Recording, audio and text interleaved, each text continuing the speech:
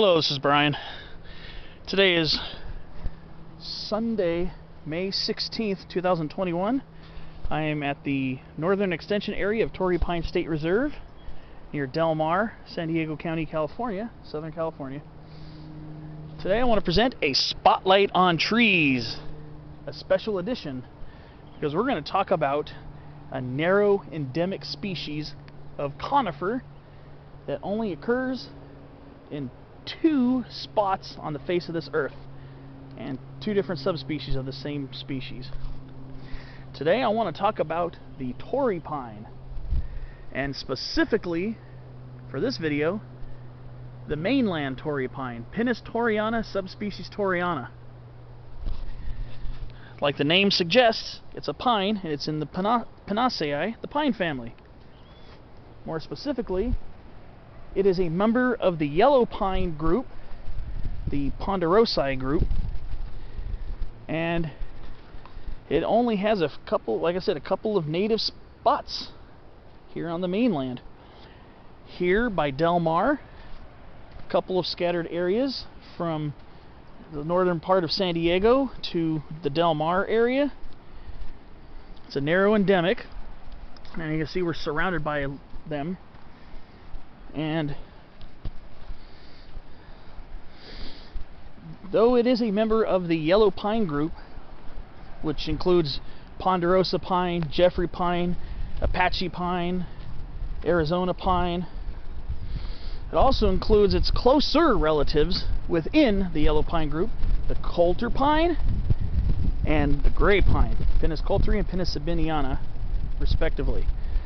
So, looking at these trees, you will find some similarities between the Coulter Pines, Gray Pines, and the Torrey Pines. The color of the foliage tends to be a little bit richer green than Coulter Pine, and significantly greener than Gray Pine. But if you're looking at a tree, you suspect maybe one of those three, because you can find all three of them in cultivation quite readily. What you want to look for is the number of needles per bundle. Most yellow pines have 3 needles per bundle, including Ponderosa, which sometimes has 2, but mostly 3. Jeffrey pine has 3. Coulter Pine has 3. Gray Pine has 3. However, Torrey Pine, like a couple of other yellow pine belt trees, tends to have needles in bundles of 5. Ooh, I did not mean to break that off. I don't do that on purpose. But you can see here, bundles of 5. Kind of like the white pine group, but this is not a white pine, it is a yellow pine. So it's most at home on the coast here in Southern California. It's relatively sensitive to frost and cold temperatures, relatively, but I believe I've seen it planted as high as 3,000 feet in far interior areas. These trees will actually tolerate quite a bit of heat. I've seen them grown pretty far inland. Occasionally you'll see them planted where I live in North Orange County, even in the inland spots. But Torrey Pine is a pretty polymorphic tree, because where it lives dictates how tall it'll grow and what shape it'll be. Where we are pretty close to the ocean. We're about a half mile or less from the sea line, from the seashore.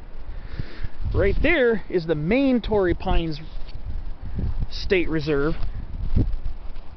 That's where you'll find the ones that grow even closer to the ocean and the very strong salt-laden sea breezes. So these trees, when they're grown in very salt spray, windy conditions, will tend to lean leeward. In other words, the strong ocean breeze will prevent them from growing out that direction, and instead they'll be windswept. We see a little slight propensity for it here, not very strongly. You can see the shape of it kind of goes up that way, away from the winds, but it's not a very strong case here. There are some trees here that are a little bit windswept. Like I said, you can see some tendencies here as you see the crowns of the trees kind of grow towards the inland side, or the leeward side of the sea breeze. There's some very gnarled and twisted ones over in the state park area that look like natural bonsai. So, but once you get into these more wind-protected canyons, especially on north-facing slopes, they can grow to at least 50, 60, 70 feet tall, and in cultivation they can occasionally exceed 100 feet tall. So let's go take a look at the bark. The bark of the Torrey pine is fairly typical for your very stereotypical for your pines. It's, you know, kind of dark brown, kind of furrowed, kind of similar to Coulter Pine and Gray Pine, and young Jeffrey Pine before Jeffrey Pine breaks out into plates. So here you go. Sometimes there might be some slight plating, some flatter outer furrows. So there might be some slight plating on some trees, which is also pretty typical for trees in the genus Pinus. But here we go. We're getting some more 40-foot trees here.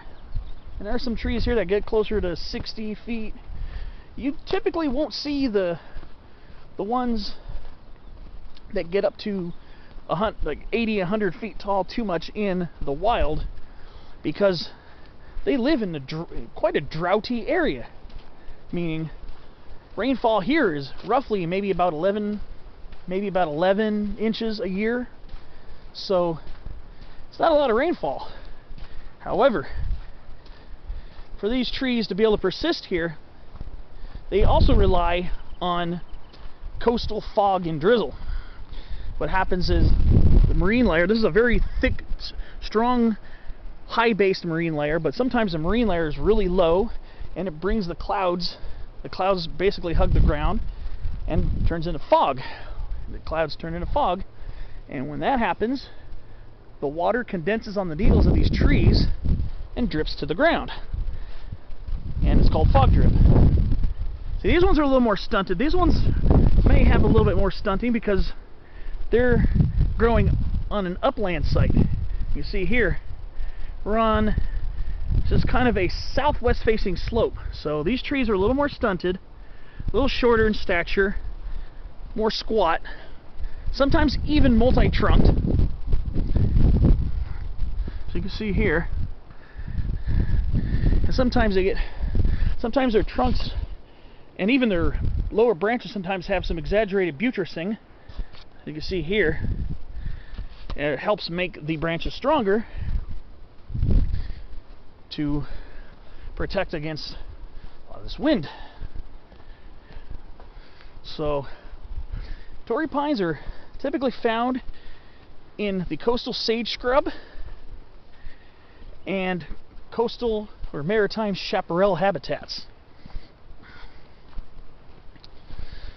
You see, a lot of their common companions here in San Diego County: coastal chamise, Adenostoma fasciculatum variety obtusifolium, laurel sumac, Malosma laurina, buckwheats in the genus Eriogonum, lemonade sumac, Rus integrifolia,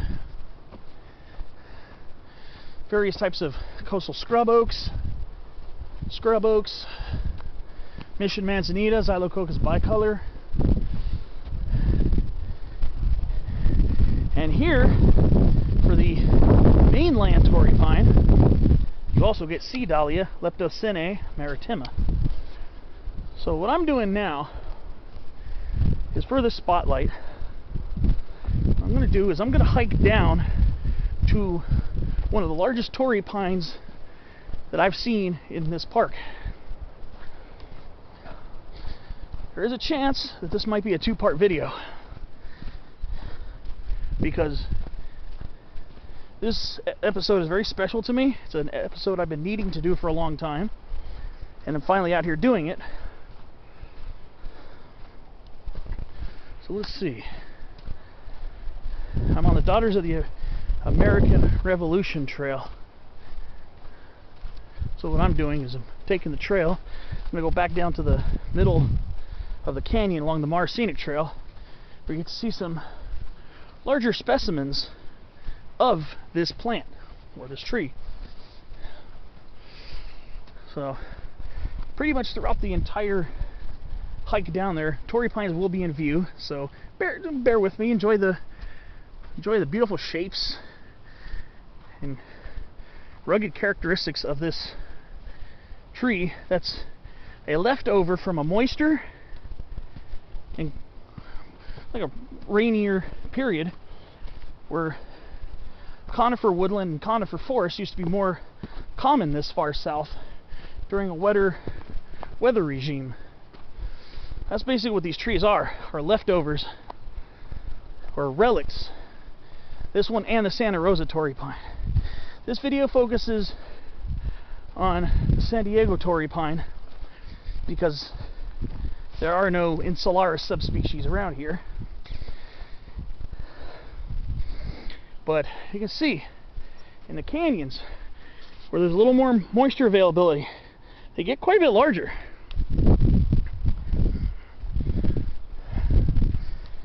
So every effort to keep this tree protected is necessary. Very necessary.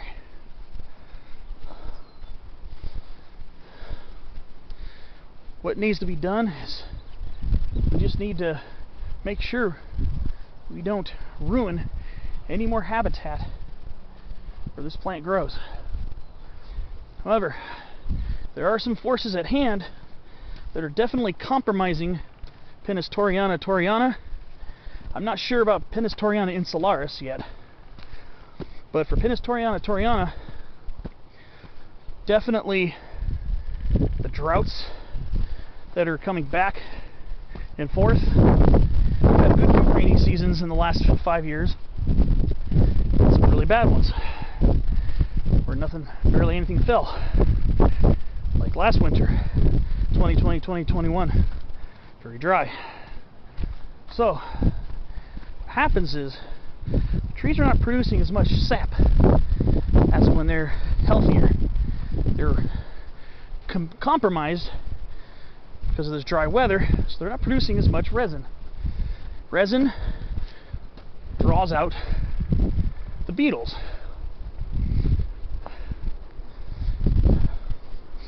So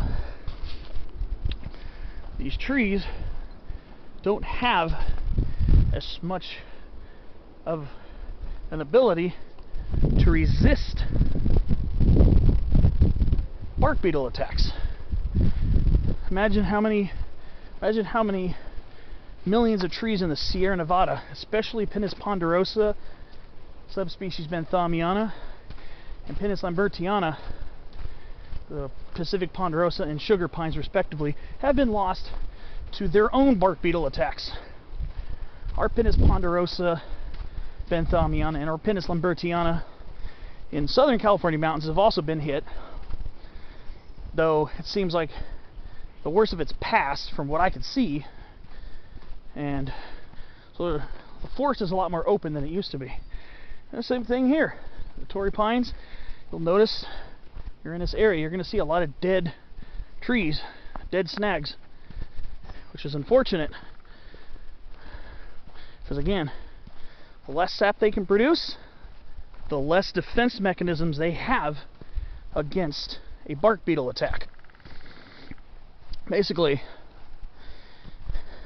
I kind of already mentioned it in one way, but what I want to say is it's basically to keep the bark beetles in check. I mean, trees can often have some level of bark beetle attack or bark beetle infestation, which may not completely kill the tree. They might have some bark beetle tunnels and holes in the wood. That might be normal. I'm not 100% sure. Not really an entomologist. But you can see, we're going to this protected canyon, And they're getting much larger. As we get down further, there's a large one I want to get close to. But over here, you can see there's a dead one right there. It's one of the examples of what I'm talking about. And over across the canyon, it's probably hard to see on camera, but you know, there are a bunch of fallen snags over there too. Like I said, we got to take into consideration that these trees are severely compromised after these long droughts that they've been going through. Well, I'm going to go stop here for clip number 1. I'm going to make this a 2-clip video on the Torrey Pine, so keep a lookout for episode number 2.